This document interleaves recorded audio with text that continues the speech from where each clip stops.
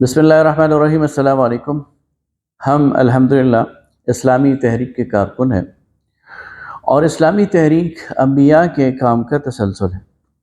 اللہ تعالیٰ نے جب نبی کریم صلی اللہ علیہ وسلم کو مبعوث فرمایا اور ان کے ارد گرد اہل ایمان جمع ہونا شروع ہوئے، اور پھر ایک ایسا وقت آیا کہ وہ تگ و تاس کے ایک مرحلے میں داخل ہوئے اور انہوں نے اللہ کے دشمنوں سے مقابلہ شروع کیا، اور فتوحات کا اور جنگوں کا ایک سلسلہ شروع ہوا، مہمات کا ایک سلسلہ شروع ہوا، تو اللہ تعالیٰ نے اہل ایمان کو کچھ ہدایات دی۔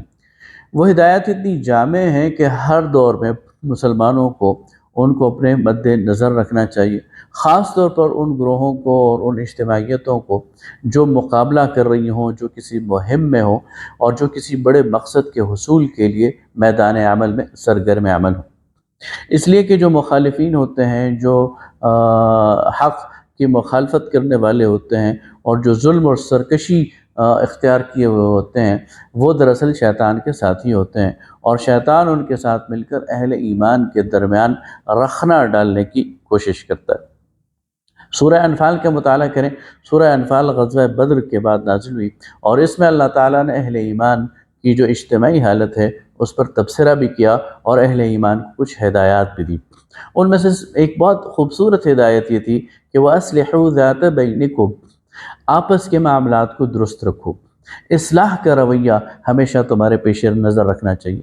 دیکھیے، رویے دو قسم کے ہوتے ہیں، ایک ہوتا ہے اصلاح کا رویہ، ایک ہوتا ہے فساد کا رویہ۔ آپ نے یہ ڈٹرمنٹ کرنا ہے کہ آپ کا رویہ کون سا ہے۔ آپ کسی کام کو ٹھیک کرنا چاہتے ہیں، آپ کسی مسئلے کو حل کرنا چاہتے ہیں، یا اسے بگاڑنا چاہتے ہیں۔ جب انسان آپس میں بیٹھتے ہیں، جب انسانوں کا آپس میں تعامل ہوتا ہے، چاہے وہ اسلامی تحریک کے لوگ ہی کیوں نہ ہو، تو اونچ نیچ ہو جاتی ہے، کمی بیشی ہو جاتی ہے، الفاظ میں اور اس کے چناؤ میں بعض اوقات بے احتیاطی ہو جاتی ہے، بعض اوقات کسی کے عمل سے بہت سارے غلط فہمیاں پیدا ہو جاتی ہیں۔ کوئی بھی اجتماعیت، چاہے وہ مسلمانوں کی اجتماعیت ہی کیوں نہ ہو، وہاں پر جب انسان اکٹھے رہتے ہیں، جب آپس میں تعامل کرتے ہیں، تو اونچ نیچ ہو جانا یہ کوئی غیر معمولی بات نہیں ہے۔ اتار چڑھاؤ آنا، رویوں کے اندر اختلاف پیدا ہونا، رائے کے اندر اختلاف پیدا ہونا، کسی کا کچھ آگے بڑھ جانا، کسی کا کچھ پیچھے ہٹ جانا، یہ وہ ساری باتیں ہوتی ہیں جو اسلام کی کسی بھی اجتماعیت میں ہو سکتی ہیں، مسلمانوں کی اجتماعیت میں بھی ہو سکتی ہیں، اور خاص طور پر کسی مہم کے دوران بھی ہو سکتی ہیں۔ ایسے معاملات میں ہمیں یہ دیکھنا چاہیے کہ ہمارا رویہ اصلاح کا ہے یا بگاڑ کا ہے۔ اصلاح کا رویہ یہ ہے کہ اس وقت اس کو کنٹرول کیا جائے، اس کو پھیلنے نہ دیا جائے، اور بگاڑ کا رویہ یہ ہے کہ اس کو ہوا دی جائے اور اس رخنے کو مزید شگاف میں بدلنے کی کوشش کی جائے۔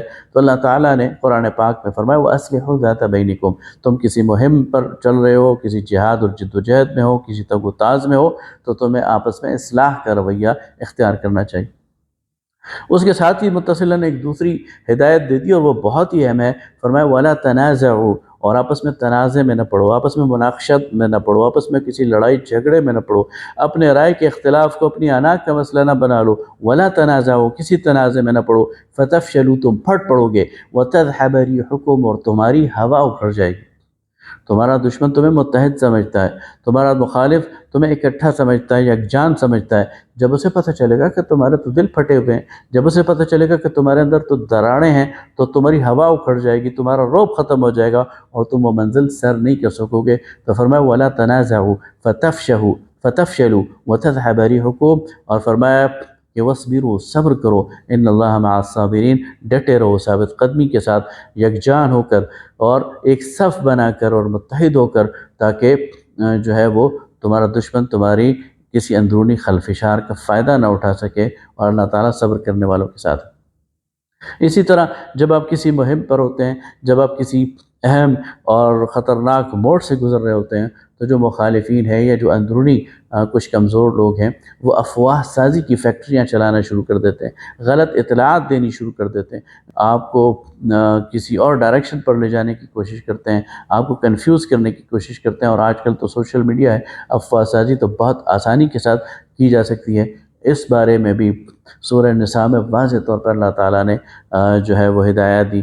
وَإِذَا جَاءَهُمْ أَمْرٌ مِّنَ الْأَمْنِ أَوِ الْخَوْفِ أَذَاعُوا بِهِ، یہ لوگ جب ان کے پاس کوئی بات، کوئی سنگن، کوئی انفارمیشن ایسی آتی ہے جو امن والی ہوتی ہے یا خوف والی ہوتی ہے، اسے پھیلانا شروع کر دیتے ہیں۔ اسے لوگوں میں جو ہے بریکنگ نیوز کا ایک کلچر ہمارے ہاں بھی ہے کہ یہ بات سب سے پہلے مجھے پتہ چلی ہے تو میں لوگوں کو میں سٹیٹس لگا دوں، میں کوئی شوشہ چھوڑ دوں۔ یہ ذمہ دار کا کام نہیں ہے۔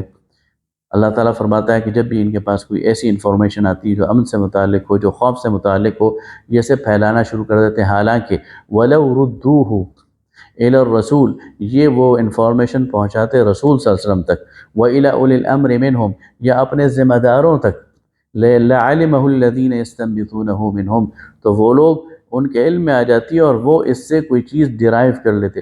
یہ جو ہمارے اولی الامر ہوتے ہیں، جو ہمارے ذمہ دار ہوتے ہیں، ان کا تناظر بڑا وسیع ہوتا ہے، وہ ہر چیز کو دیکھ رہے ہوتے ہیں۔ ان کے انفارمیشن میں جب وہ بات آتی ہے تو وہ اس سے تجزیہ کر لیتے ہیں، وہ اس سے اصل بات اخذ کر لیتے ہیں، وہ اس سے کوئی فیصلہ کرنے میں انہیں مدد ملتی ہے۔